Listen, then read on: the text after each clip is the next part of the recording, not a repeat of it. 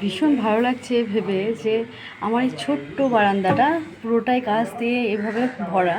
তো এই বারান্দাটার মাঝে একটা হতে পারে এটা টুনটুনি পাখি হবে। টুনটুনি পাখি এই যে ছোট্ট একটা টব রয়েছে হ্যাঙ্গিং, এখানে বাসা করেছে।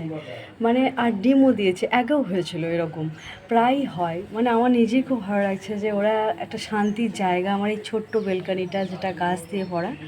তো এই মানে বেলকানিটার নাম দিয়েছি আমি এমনি ফুল বারান্দা। এটা আমার খুব শখের বারান্দা একটা। তো পুরোটাই ফুলের টব দিয়ে এখানে সাজিয়েছি। তো এই যে হ্যাঙ্গিং টব রয়েছে, এর মধ্যে দেখুন কেমন সুন্দর ডিম দিয়েছে, ছানা বের হবে।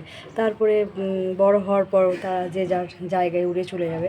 তো নিরাপদ একটি জায়গা আমার এই ফুল বারান্দাটাকে মনে করেছে, এটাতেই আমার খুব ভালো লাগছে। আপনারা দেখুন।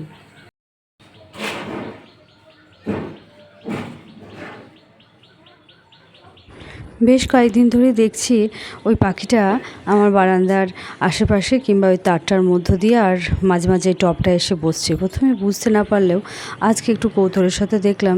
দেখি তো ক্যামেরাটা অন করে যে হ্যাঁ ঠিক এখানে 4টে ডিম দিয়েছে। আর পাখিটা দেখুন দূর থেকে দেখছে তার ছানার যেন মানে ডিমগুলো যেন ক্ষতি না হয়।